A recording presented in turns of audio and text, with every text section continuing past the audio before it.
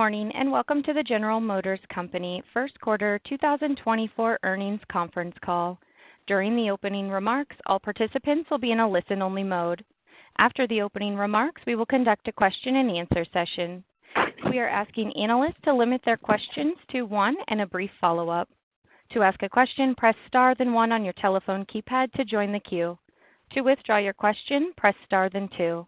As a reminder, this conference call is being recorded Tuesday, April 23rd, 2024.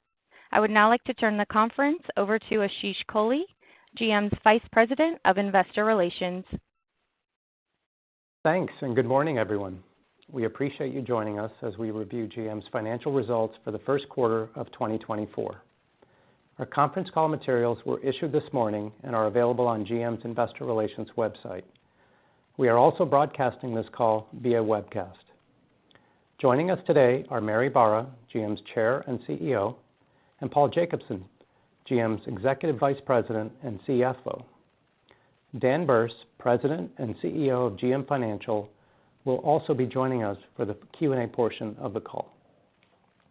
On today's call, management will make forward-looking statements about our expectations. These statements are subject to risks and uncertainties that could cause our actual results to differ materially. These risks and uncertainties include the factors identified in our filings with the SEC. Please review the Safe Harbor statement on the first page of our presentation, as the content of our call will be governed by this language. And with that, I'm delighted to turn the call over to Mary. Thanks, Ashish, and good morning, everyone. In January, we outlined clear priorities for 2024 that are designed to build on our strength and learn from the challenges we faced in 2023. I'm very pleased to share that the team is executing well against all of them. Around the world, we are very focused on growth and profitability, which means taking full advantage of our winning product portfolio to grow share without chasing unprofitable business. In North America, the fundamental strengths of Chevrolet, Buick, GMC, and Cadillac truly stand out. The team delivered a 10.6% EBIT margin in the quarter thanks to our industry-leading full-size pickups, the momentum we're building in mid-size pickups, the growth we are seeing in our SUV business, profit improvement in our EV portfolio, and our overall operating discipline. We again grew retail shares and market share in the U.S. during the quarter with incentives that remained well below the industry average, especially in our truck business. We grew our combined Chevrolet and GMC full-size pickup sales by 3% year-over-year and grew our retail market share 1.8 points to 43.8%, with much lower incentives than our closest competitors whose sales were down. In March, we doubled sales of the GMC Canyon year-over-year, and the Chevrolet Colorado was the fastest-growing truck in the mid-size pickup segment thanks to its purity of function, simple elegance in execution, and value. Those are Motor Trend's words, not mine. We also continue to gain market share and grow EBIT with our new small SUVs, including the Chevrolet Trax and the Buick Envista. These vehicles are helping us win new customers, and we will continue to excel at customer retention. During the quarter, S&P Global Mobility announced that GM has now had the highest loyalty of any OEM for 9 consecutive years. That's a powerful competitive advantage. In our EV business, we are building momentum in production and profitability. For example, we have increased battery module production by 300% over the last 6 months. Quality is very good and continuing to improve, and the installation and validation of our new high-speed module assembly lines is on track. We are projecting to double our current capacity by the end of the summer. EV production rose sharply during the quarter, and our dealers translated that into a 21% year-over-year increase in EV retail customer deliveries.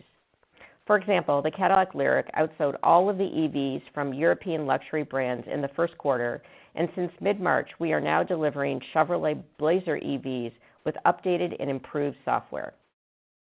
All of our product programs are benefiting from the end-to-end improvements we've made in software, including the increased rigor we have instilled in our quality and validation processes. More importantly, the talented executives and engineers we've hired from the tech industry are raising the bar for software design and execution, which will help us truly differentiate our customer experience and the suite of software-driven products and services we offer. We're also making progress at Cruise. The The team is back on the road in Phoenix, updating mapping, gathering more road information. This is a critical step for validating our improved self-driving system and building upon the more than 5 million driverless miles we've logged before the pause. We are engaging frequently with regulators and stakeholders and building trust as we regain momentum. Safety will remain front and center and will guide our progress. I am pleased with our ICE performance, our progress in EV execution and growth, our new software organization's performance, and the steps we're taking to regain momentum at Cruise. In addition, I'm very proud of the GM team and all of our stakeholders for really leaning in to keep our momentum going.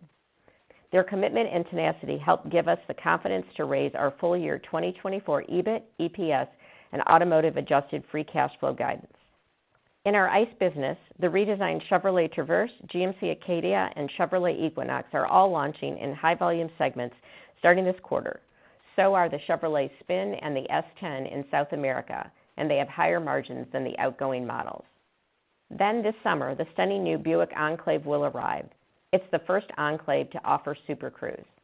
Later in the year, we will make important design and technology upgrades to our best-selling GMC Yukon, Chevrolet Tahoe, and Chevrolet Suburban full-size SUVs. They include redesigned, tech-focused interiors, safety and security features that include a suite of connected cameras, ride and handling improvements, styling enhancements, and more. Mark and our performance team also have the unbelievable Corvette ZR1 coming, and we can't wait to put customers behind the wheel. And we've already begun installing equipment at our Fort Wayne assembly plant to produce our next generation full-size ICE pickups. In our EV business, the Ultium cell plant in Spring Hill is shipping sales and scaling production through the year. The Chevrolet Equinox EV will arrive in showrooms this quarter, and we're very excited because it will be the most affordable long-range EV in the market. It will also offer Super Cruise like all of our Chevrolet, GMC, and Cadillac EVs on the Ultium platform. We will then introduce more affordable trim series for the Chevrolet Equinox EV, the Blazer EV, and the Silverado EV in the second half of the year, which will help grow volume and share. Also in the second half of the year, Cadillac will expand its EV lineup to include the Optiq and the Escalade IQ. This is important because EV adoption in luxury segments is higher and more resilient than in the broader market. Two of our most highly anticipated launches are the GMC Sierra EV Denali and the Chevrolet Silverado EV RST. They are best in class in ways that truly matter to truck customers. By optimizing the battery, aerodynamics, and other systems, we were able to increase the range of the RST and the Denali by 10% to an estimated 440 miles, which is about 40 miles better than the median range of ICE vehicles on the road today. No EV pickup on the road today even comes close, and it's possible to go even farther. A few weeks ago, 2 road testers took the RST on a drive from Las Vegas to Phoenix, and they drove it like customers do, on paved and gravel roads, at freeway speeds, at different temperatures, and different elevations. At the end, they managed to travel 460 miles on a single charge. It's the same story for towing. One journalist drove a Silverado EV work truck and 3 competing battery electric trucks on a 500-mile trip over the Rocky Mountains while towing trailers. It wasn't even a competition. The Silverado EV stopped once to charge, while every other truck had to stop 4 to 5 times. Chevrolet and GMC are also the only pickup brands that allow drivers to tow while using Super Cruise, our hands-free driving technology. That's just one of the several features that uniquely differentiates our products. This is exactly the kind of design and engineering functionality that excites people, motivates them, and turns them into customers. It's the same formula for Chevrolet and GMC have followed with ICE trucks, and those results speak for themselves. Based on the feedback we're hearing from customers and dealers, the early sales momentum we are seeing, we're confident that continuing to scale EV production is the right move. We know that transparency matters in every transformation, so Paul and I will give you regular updates throughout the year, including at our Investor Day we're planning for this fall, as we achieve our EV production, sales, and profitability milestones.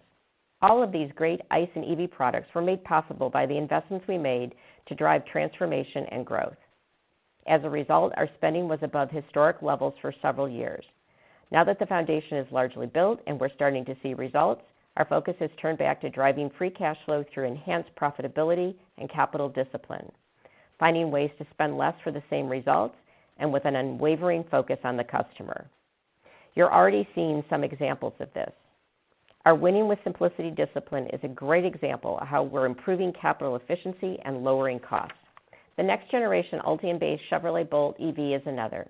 It's a profitable and capital-efficient program that will deliver one of the most affordable electric vehicles around when it arrives in late 2025.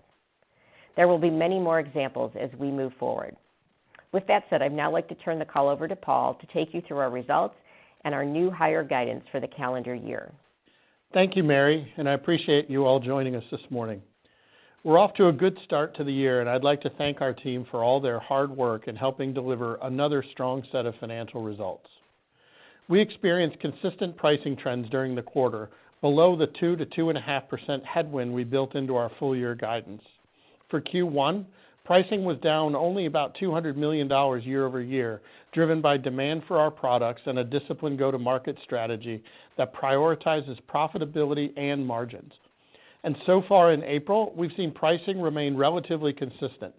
That said, our comparisons get tougher as we lap price increases taken in Q2 of last year.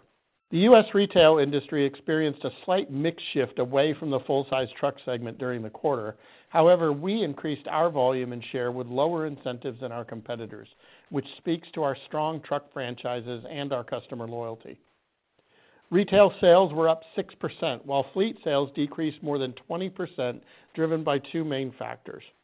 First, we encountered some production constraints impacting the timing of fleet deliveries on our commercial van and mid-size pickups. We expect to recover most of this volume in the second half of the year. Second, we made the strategic decision to produce more retail full-size SUVs compared to last year to satisfy our strong customer demand. Retail sales on our full-size SUVs have a higher trim mix that earned us more revenue per vehicle.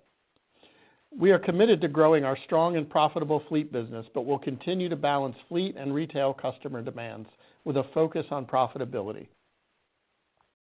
We generated healthy cash flow during the quarter, helping support $600 million of year-to-date open market stock repurchases incremental to the ongoing ASR, retiring another 14 million shares since the beginning of the year. We now have approximately $800 million remaining in our existing share repurchase authorization. In addition, we completed the first tranche of the $10 billion ASR last fall, retiring 4 million shares in Q1. Our fully diluted share count at the end of the quarter was 1.16 billion, down 17% from where we were just 1 year ago. Given the strong momentum we've seen thus far and our confidence in the 2024 outlook, we are raising full-year guidance to EBIT adjusted in the $12.5 to $14.5 billion range, EPS diluted adjusted to the $9 to $10 range, and adjusted automotive free cash flow in the $8.5 to $10.5 billion range. Now let's get into the Q1 results. We grew total company revenue by 8% to $43 billion, driven by higher wholesale volumes in North America. Over the last 24 months, we've achieved consistent revenue growth, resulting in a CAGR of more than 15% over that period. We also achieved $3.9 billion in EBIT adjusted, 9.0% EBIT adjusted margins, and $2.62 in EPS diluted adjusted. EBIT adjusted was up year over year and well above consensus, driven by our continued strong ICE performance, improving EV profitability, and our strategic cost actions, mitigating the effect of higher labor costs. We achieved adjusted automotive free cash flow of $1.1 billion, up materially versus being flat in Q1 of 2023, driven by improved working capital benefits through inventory management and production timing. North America delivered Q1 EBIT adjusted margins of 10.6%, driving $3.8 billion of EBIT adjusted, up $300 million year over year, primarily from higher wholesale volumes combined with steady pricing and ongoing cost containment. During the quarter, we continued to benefit from our fixed cost reduction program, realizing an incremental $300 million from lower marketing and engineering spend. Our fixed cost base is at its lowest since Q1 2022, and we are on track to achieve the full $2 billion net of depreciation and amortization by the end of 2024. Dealer inventory levels ended the quarter slightly above our 50 to 60-day end-of-year target at 63 days. However, we believe we are well positioned from an inventory standpoint as we head into a seasonally stronger part of the year and incur a few weeks of planned downtime in Q2 on our full-size pickups to prepare for future launches and to install new equipment. GM International Q1 EBIT adjusted was break even, down $350 million year over year.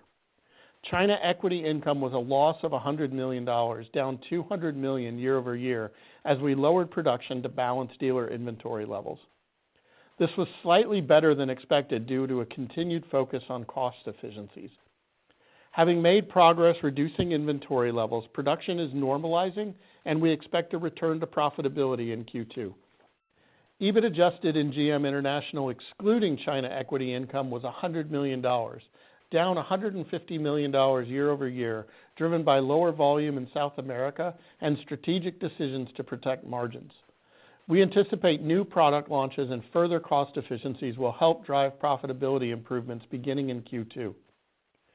GM Financial continues to perform well with Q1 EBT adjusted of $700 million, in line with last year and tracking well within the full year $2.5 to $3 billion guidance range.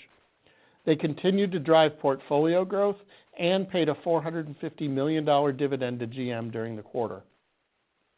Cruise expenses were $400 million in the quarter, down from $800 million in Q4 23, reflecting our cost reduction activities and a more focused operational plan.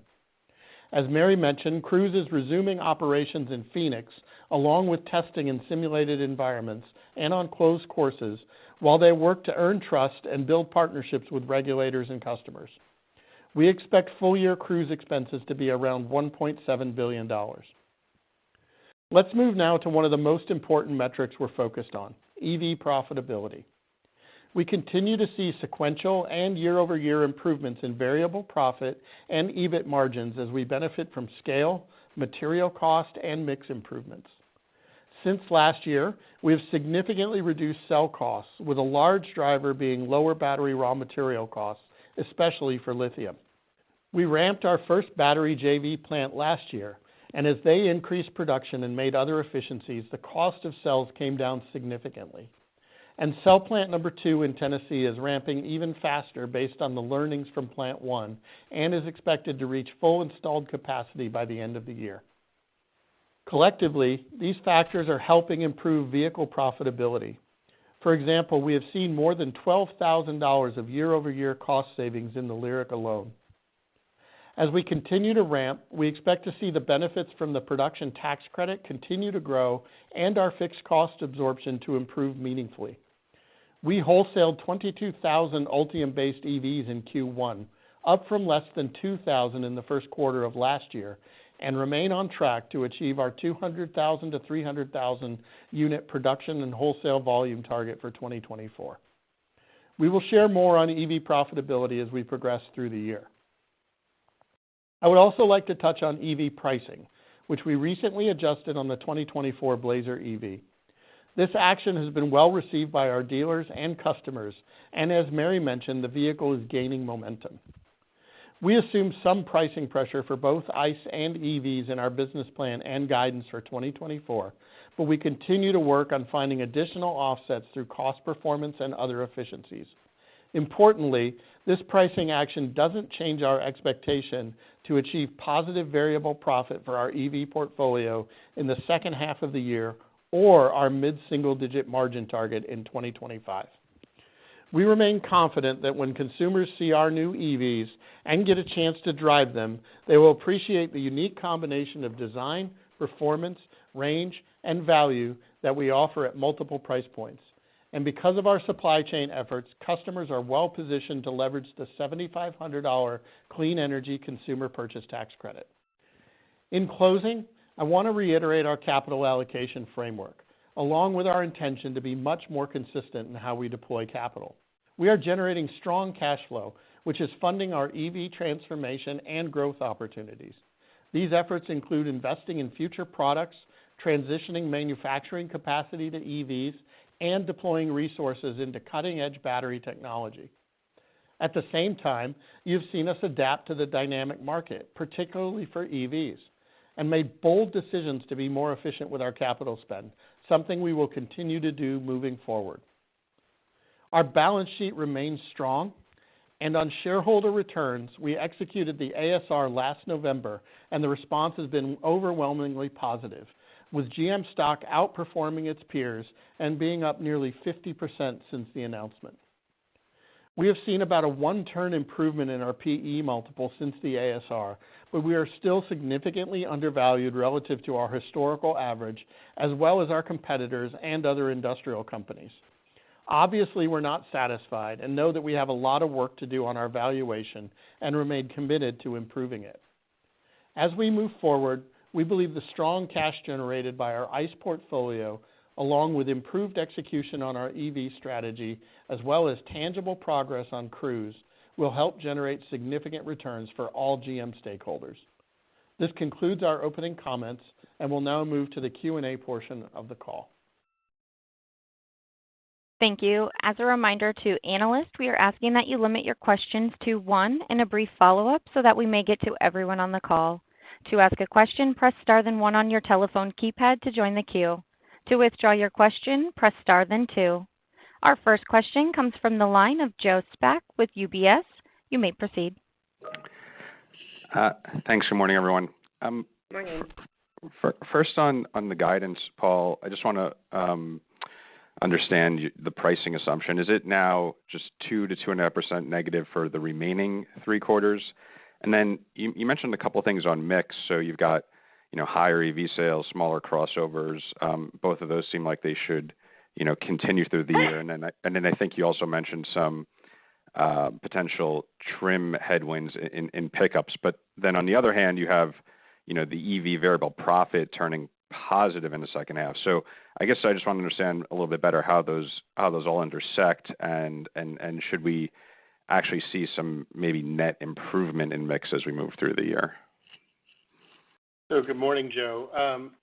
You're right that at the end of the day, 2 to 2.5% for the rest of the year is in our assumption. So essentially what we have done with the guidance is taken the outperformance that we saw in Q1 and built it into the full year. So really not much has changed on the assumption going forward. So when you look at seasonality and you look at trend lines, keep in mind, in the second half of the year, we've got more EV volume coming in.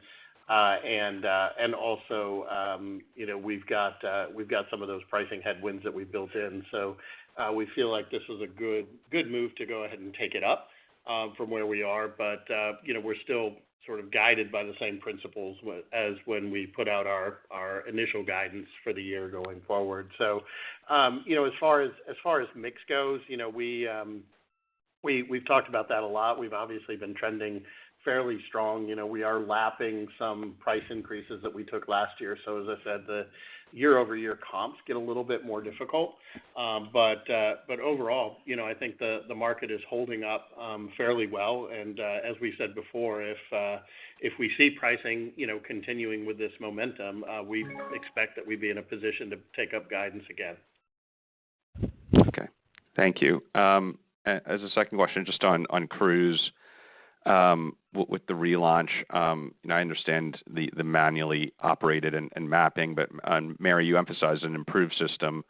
So maybe you could just give us a little bit more color on how much of the existing technology stack is really sort of being leveraged and what's being redone. And then just on the financial side, does the guidance assume any further steps towards that relaunch? And what about a capital need with the cash balance down to $700 million? Sure. Well, first, Cruise, we're very excited that they're back on the roads in Phoenix. As I said, it is manual, but then we'll progress to supervised and then to unsupervised. And the core tech stack, what we've been doing since we made the decision to pause, is continuing to work and improving it. So we've actually strengthened the safety of the system by continuing to make sure we comprehend, I would say, low probability but higher severity type issues. Because what we recognized in October, although I think mainly it was an issue of not having built the right relationship with the regulatory agencies at all levels, as well as the public, and then being transparent. But we also realized, even though we demonstrated and externally validated that the technology was safer than an average human driver, we need to do more. And so that's what we've been focused on. That's why as we're going back to Phoenix, we're making sure we're up to date, but very excited about where we are in the technology and very much believe in it. For what we plan to do this year, getting back on the road and demonstrating, that the model works in one city, as I've said in the past, and then expanding from there. We believe it's comprehended in the budget that we have. And then as you look at how we plan to fund the business, we're exploring quite a few options right now, including potentially taking outside investments as well. And so we'll have more to say about that as we move through the year. But I'm very excited to be back on the road. We believe in the technology. We're making it even better. That didn't stop through this whole period since last October. Thanks for the color. Thank you. Our next question comes from Itay Michaeli with Citi. Your line is open. Great. Thanks. Good morning, everyone, and congrats. Just two questions for me. Maybe first for Paul, just can you remind us how we should think about the volume mix of your new and refreshed ICE crossovers the next couple of quarters, and how you're feeling about the prior margin improvement targets that you spoke about, I think it was last quarter. And then maybe for Mary, hopefully we could kind of go back to the software strategy and maybe talk about some of the goals that we should be expecting for software and the Ultify platform over the next 6 to 12 months. Yeah, good morning, Itay. Thanks for the question. On our crossovers, we've talked about the new Chevy Trax and Buick Envista, both of which are significantly improved from their prior profitability of the before the upgrades. And we've seen particularly the Chevy Trax really take off. Sales were up 500% in the quarter, and it's really performing well for us. So some of the trends in average transaction prices, I think, are muddied by the fact that the volume on those crossovers are going up considerably, but we've still seen strength in our truck pricing and our SUV pricing as well. So we continue to think that that's accretive and additive to the portfolio, and it's built into our strong guidance that we're updating today. And then as it relates to the software strategy, as we move through the year and beyond, first, as Mike stepped back over the past year, though, he did an incredible job of reevaluating and changing our software development process as well as our validation process, and brought in an incredibly strong team of, probably more than a dozen people at the senior level to really focus on having the right software strategy as we move forward. So I'm very confident. We paused at the beginning of this year with the Blazer as we saw a limited number of consumers had an issue. We've moved past that now, and that's allowed us to strengthen the software of all of our upcoming vehicles. And so the goals for the next couple months are to launch with quality on time, and we're on a path to do that. And then as we go forward, as the new software goes across multiple vehicles, and that gives us an opportunity to focus more on growing subscriptions and services. But I'm very pleased with where we are with the team that we have and the progress they've made, and it's showing in our ability to launch with quality. Terrific. That's all very helpful. Thank you. Thank you. Our next question comes from John Murphy with Bank of America. Your line is open. Good morning, everybody. Mary, I just wanted to ask one strategic question, on China. At this point, it's really not, a moneymaker for you, and there's a lot of, obviously, noise on a geopolitical basis and sort of our relationship or the U.S.'s relationship with China. I'm just curious, is it time to really start thinking about strategic alternatives over there to potentially, closing or selling the business? How do you kind of think about that in the context of sort of the broader portfolio over the next few years? Yeah, just in general, with everything that's happened over the last several years with COVID, and then with the supply chain issues around the chip shortage, and then just broad supply chain issues, we have worked and really strengthened the resiliency of our supply chain, and we'll continue to do that. But over the long term, we're committed to China. We believe that it's a market that over the medium term will have substantial growth. We're continuing to draw on not only our global solutions, but in some cases local solutions as we advance our electrification strategy. Right now, NEVs account for about 30% of GM's total China deliveries from a Q1 perspective, and we're going to build on that through this year because we have an intense NEV launch cadence. From Q2, then moving forward, we have several PHEVs we'll be launching and moving with full EVs as well. So we also have established the Durant Guild, and that allows us to focus on some niche segments in China that are premium and more lifestyle-oriented. And, for instance, the Tahoe and the Yukon will be available for pre-order later this year. So we think clearly the market has shifted and the landscape has shifted with the capability of the Chinese OEMs, but we still think there's a role and a place for GM to play with luxury premium. And again, as I mentioned, leveraging not only our global solutions, but local solutions. So that is our focus, but we've done that while focusing on supply chain resiliency as well. Okay, and then I just have one quick follow-up on pricing. Saying 2 to 2.5%, I understand is your best estimate right now, but calling pricing is difficult. So I was just curious, maybe Paul, if you could give us sort of a high level of how you think about pricing, because there's a lot of cross currents. I mean, there's EV price cutting, but there seems like there's resilience on the ICE side. When you look at your cap ute, you're at 100% capacity utilization, which means you're kind of tight on your sort of structural supply. You look at 0 to 6-year-old vehicles, they're going to continue to shrink through the next 2 years probably. So like the used vehicle market's going to stay relatively tight. So I mean, I think people are looking at this dealer inventory and saying, hey, things are getting a little bit toppy. There's risk on pricing. But when you look at some of the structural aspects of supply, they're reasonably constrained, and it seems like even in the tier 2 and 3 supply base, they're constrained, and they, on labor. I mean, it just seems like this resilience may be with us a little bit longer than people are fearing. I mean, the Colorado and Canyon, as well as your vans, you said you were short on some stuff that you were getting to, fleets that you'll catch up later in the year. So there's just all these kind of pockets of shortages that still persist, and it seems like the kind of thing's going to last for longer than people are fearing. How do you really kind of concoct or come up with that estimate of 2 to 2.5%, and where do you think things will kind of land over the next couple of years?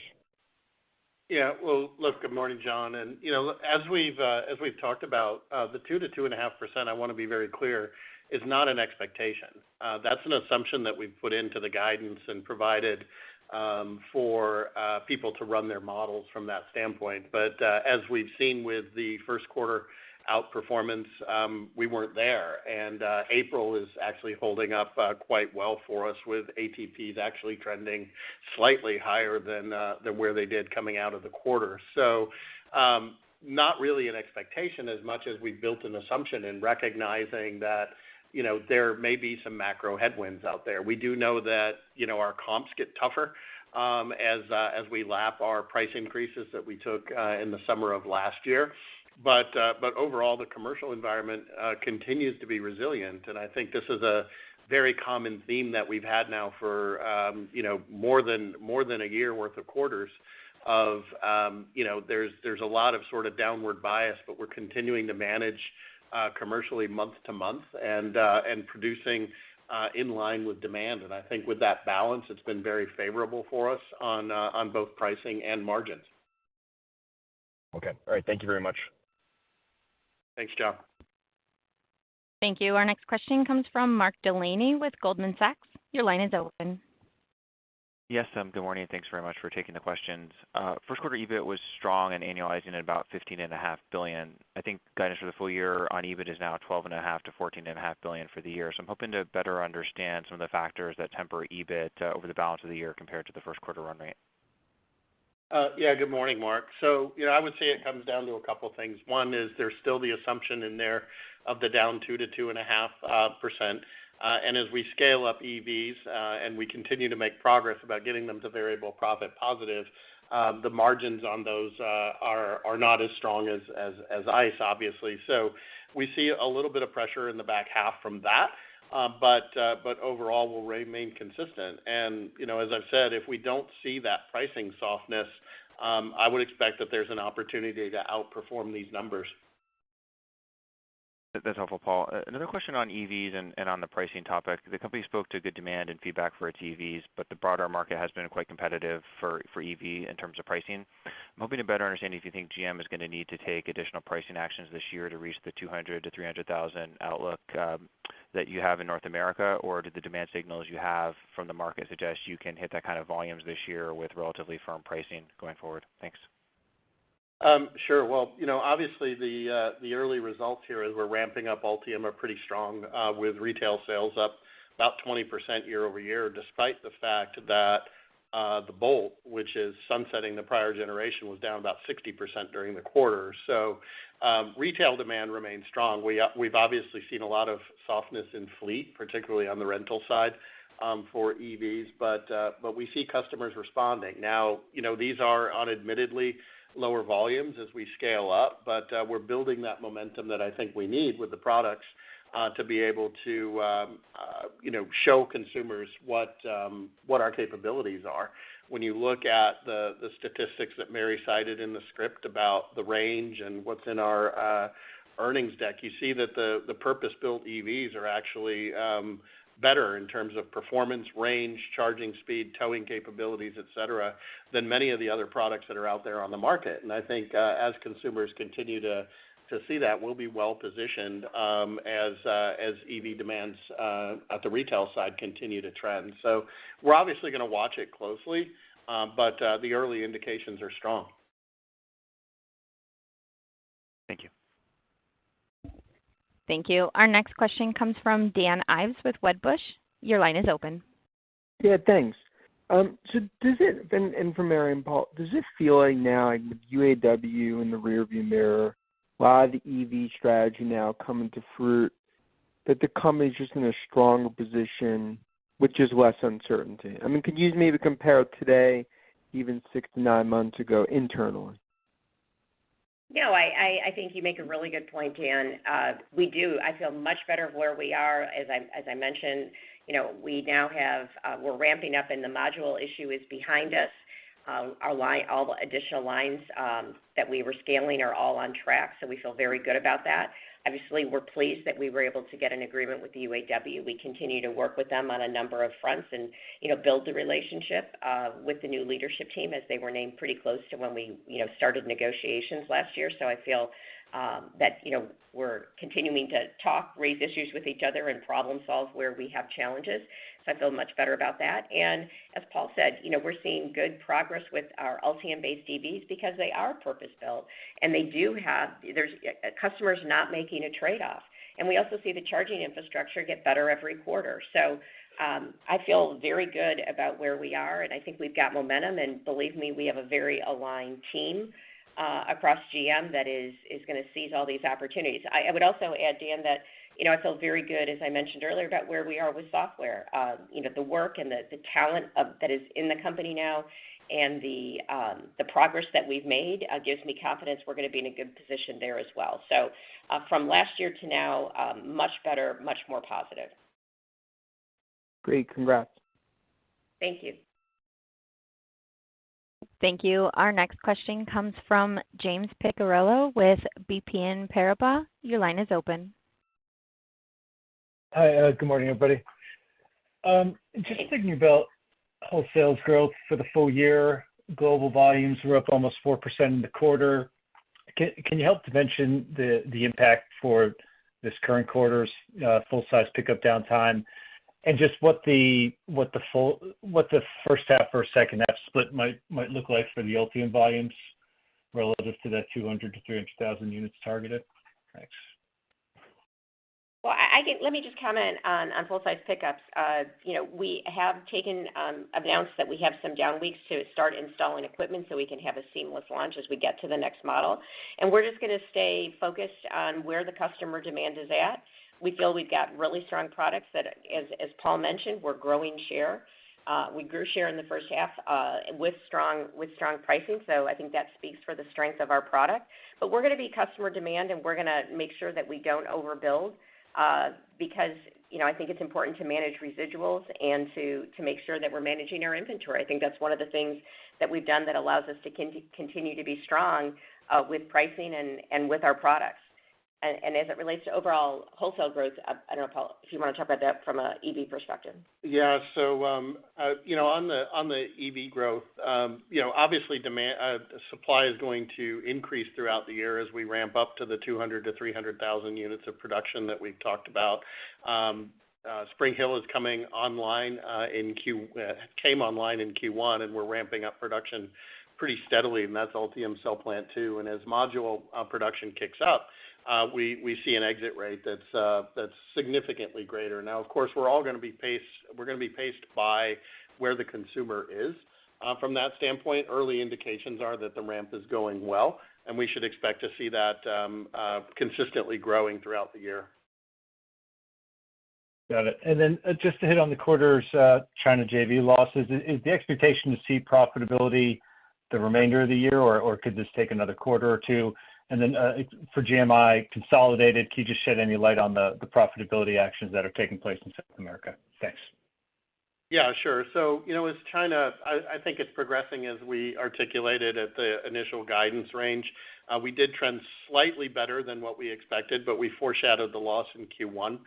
We do expect that to reverse and be profitable for the rest of the year. And we said results that were similar to slightly down from last year in China. So the rest of the year is, we'll have to manage it, but like I said, Q1 was a little bit ahead of expectations, but generally in line, so we'll be profitable.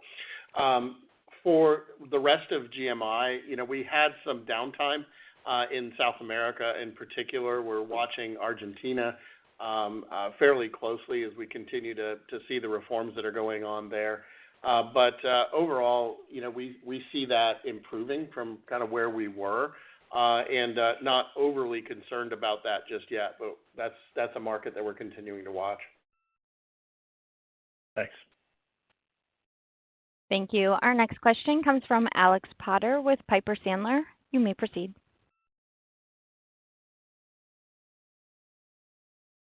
Alex, you may need to unmute your line. Yeah, hi, can you hear me? Yes, we can hear you. We got you, Alex. Okay, very good. So first question on Ultium. You stuck to the 200 to 300,000 production guidance, which is good to see, but at the same time, you talk about how you're going to use consumer demand as sort of a gating factor. Would you say that the 200 to 300, is that something that you're going to stick to sort of come hell or high water and then gauge consumer demand from there, or is it something that you could slow walk maybe toward mid-year, toward the second half, if it doesn't seem like the consumer demand is materializing? We're never going to build products come hell or high water because the numbers out there. We're always going to be responsive to the customer. But we do believe that we're going to be in that $200,000 to $300,000 range with the number of EVs that we have launching off of Ultium. We're seeing strength with Hummer as we're ramping that up. We're seeing strength with Lyriq, and Blazer is just now ramping up. We've got the Equinox coming. There's several more. So I think when you look at the fact that these are all going to meet customers exactly, with the performance and functionality that they need, we think we're well positioned there. So I would also say, though, as you look across our portfolio, we are well positioned, whether it's ICE or EV, with the strength of our ICE portfolio. So we're well positioned to respond to the customer. Like I said, we are very focused on making sure that we don't overbuild, that we're able to maintain our price, our margins, and we think we've got the strength. And, specifically, if you look at Spring Hill, we can build EV or ICE in that plant. So I think we're well positioned. We think we're going to be in that 200 to 300,000 range by customer demand, and we'll just continue to adapt. Okay, perfect. And then second, we talked a little bit about competition within China. I'm interested in hearing sort of your updated views on competition from the Chinese outside China. What's, I guess, GM's stance on this? Do you think protectionism is necessary? Are you more of a free market sort of philosophy from a company standpoint, competing against the Chinese globally, particularly in places like South America? Any comments on China? Thanks. Yeah, it's a great question. And first of all, I think in general, we want to have our best products. And if there's a level playing field, then it's, we want to compete based on products. I think you have to look at where is there a level playing field and what's happening around the world. But, there's a lot that can happen from a regulatory or a trade perspective, but we're focused on is making sure we have great vehicles at the right price. So what is going to help, GM maintain its share around the world? When you look at South America, the Chevy brand is incredibly strong, and we're going to continue to focus on having great designs with great product portfolio with the right features and functions, and we're constantly working on taking cost out of the system. So there's value there as well, and that's the way we're going to compete around the world. But I think the focus has got to be on a level playing field. Great. Thanks.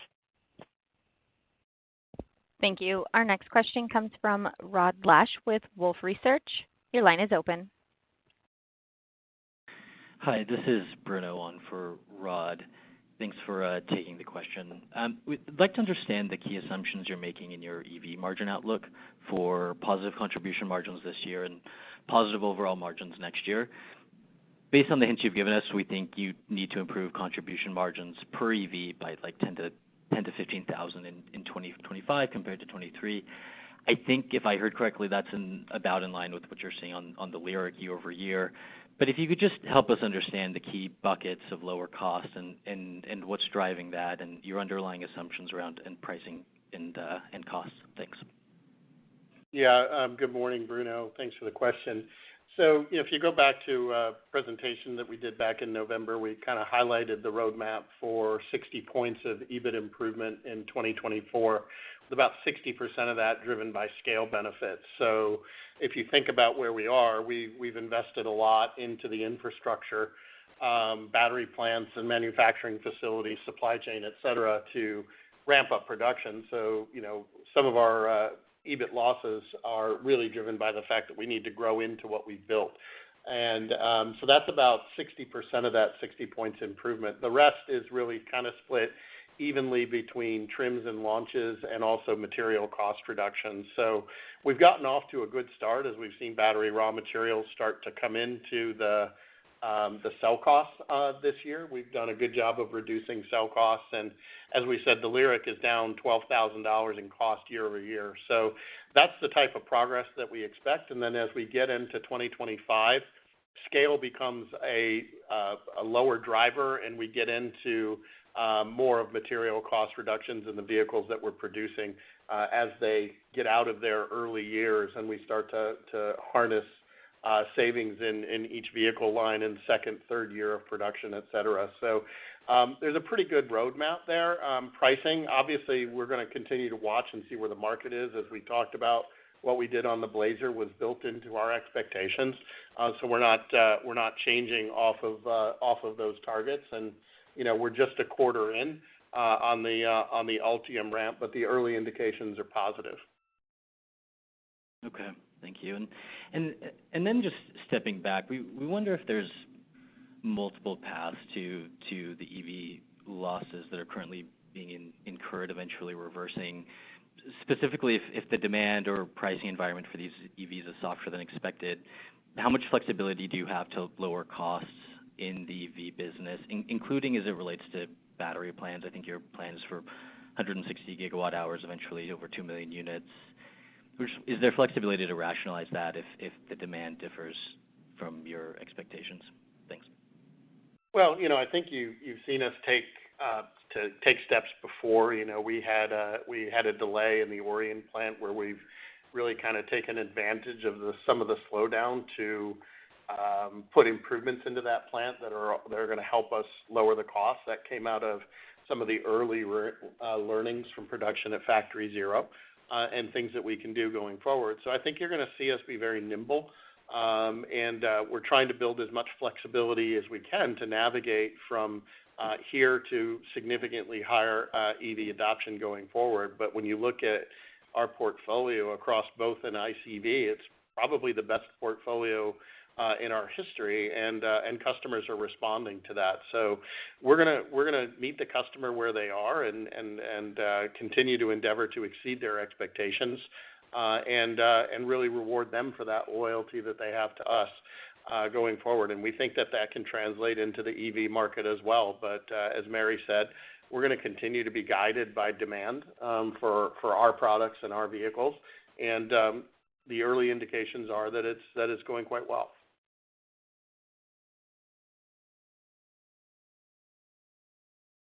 Thank you. Our next question comes from Chris McNally with Evercore. Your line is open. Thanks so much, team.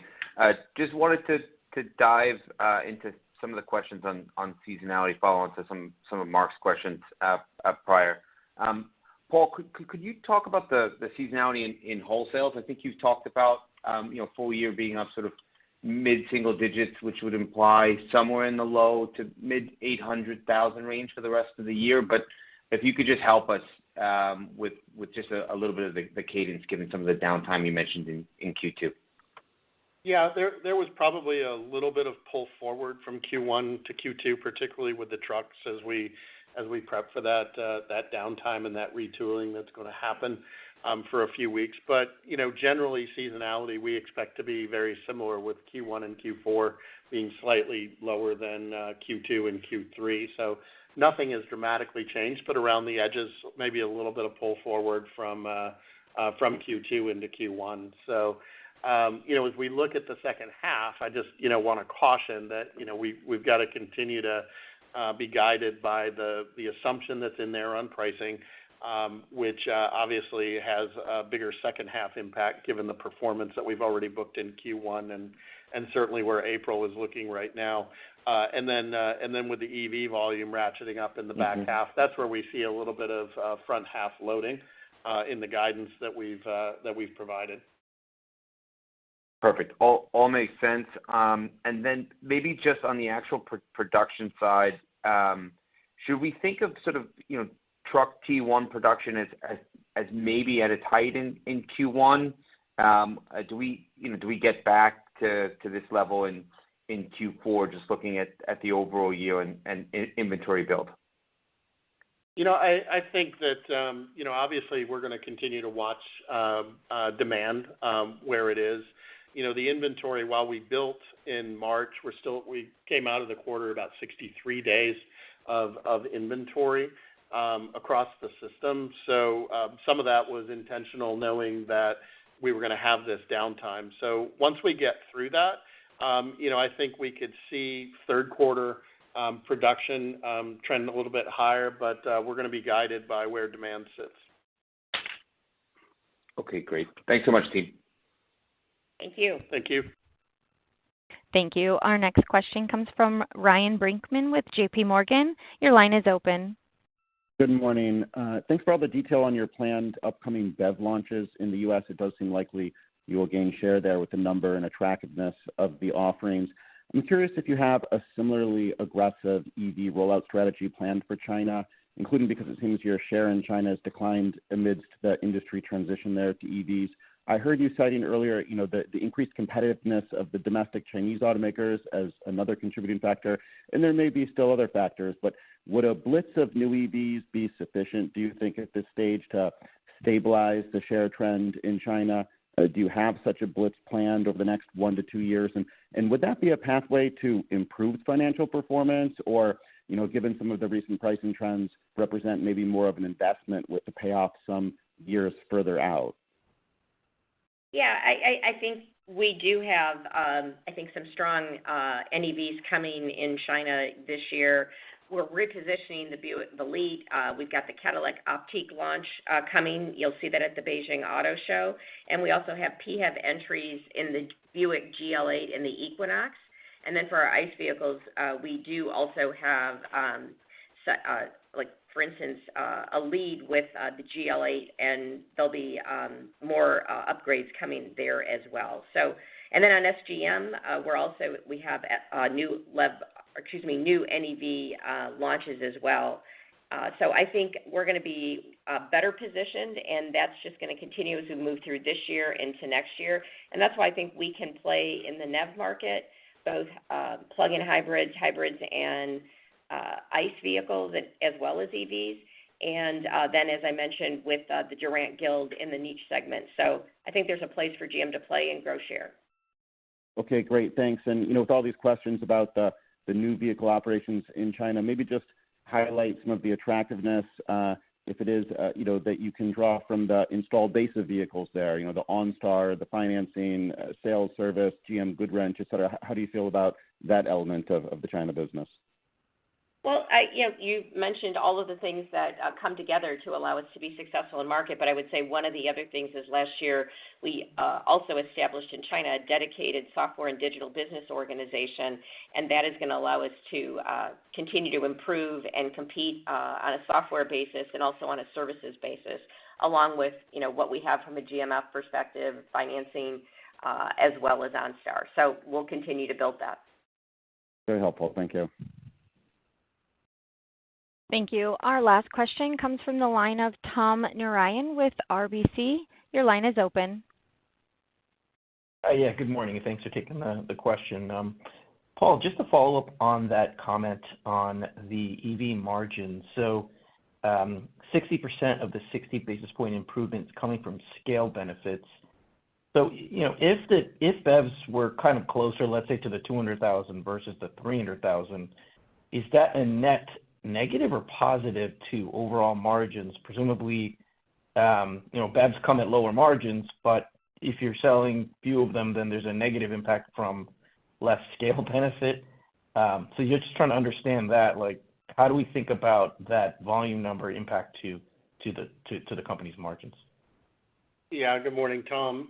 What I would say is that, obviously based on just where we are in the journey, scale matters quite a bit when you've built the infrastructure that we have. So certainly in the short run, lower volume would have a negative effect on that trajectory. But I think what we're looking at is kind of break even on the variable profit side around low 200,000. So we still are tracking to be able to get that goal, but I look at that as more of a little bit of timing of when we grow into what we've built. And I think from a strategic perspective, growing capacity slightly ahead of adoption to make sure that we can pace and meter ourselves on this journey. Remember, we're playing a 10, 15-year plus game from that standpoint. So, we've built the flexibility in to be able to respond to ebbs and flows, and we're at a phase right now where we've got to grow into that scale we've built. But those are all really, really sound investments, and we feel good about where that's going to go in the short to intermediate term, and then we're going to continue to watch that going forward. Oh, thanks. And a quick follow-up on the battery raws. Obviously, we've seen lithium down like something like 80% or since the peaks. Just curious how your contracts work. When have we seen the best of that reduction, or is kind of a lag where you see is there more benefits to come given the lag in your battery raw mat contracts? Thanks. So what I would say is, there's still some goodness to come in 24. So while we saw battery costs come down, remember we exited the year with a pretty sizable inventory of cells as we ramp up our module production. So as a result of that, there's still some historical cost in there from last year, but that'll flip pretty much, I think, by the time we get to midsummer, and in the second half of the year, we'll see cells that have much closer to current prices. And then as you look at the kind of vertical integration and investment steps that we made, most of that capacity is in 2026 and beyond. There isn't anything that we've done that I would say we regret because we locked in higher prices, et cetera. Everything that we've done has been done with a portfolio approach to make sure that we get value for our investment, either through floors and caps or discounts to market, et cetera. So we haven't done anything that would have locked in sort of historically high prices, and that should be a benefit for us as we roll forward into 2026 and beyond. Great. Thank you so much. Thank you. I'd now like to turn the call over to Mary Barra with her closing comments. Thank you, and thanks everyone for your question. As we've talked today, we are making extremely good progress across the board. We're driving revenue growth. We've got with great margins. Our free cash flow is strong, and that's enabling us to reinvest in the business and our employees. So we plan to efficiently invest between $10.5 and $11.5 billion in capital this year to leverage the strength of not only our ICE business, but also grow our EV business profitably. And we're also advancing our software-defined vehicle capability. So I feel very good about the key areas of focus and how we're doing there. In addition, we've set aside more than $160 million in profit sharing for the first quarter to recognize the contributions of the manufacturing team members in the U.S., which were significant both in terms of production volumes and quality. And our shareholders are also benefiting from the progress too, thanks to our improved execution, a higher dividend, and the value-enhancing benefits of the ASR we launched in November. We are on track to reduce our shares outstanding to fewer than 1 billion. So I can say to everyone with confidence and conviction that our team is very much on point, we're focused, and we're going to do everything in our power to keep this momentum going. 2024 can be a very strong year for GM. So thank you all for your time. That concludes the conference for today. Thank you for joining. You may disconnect.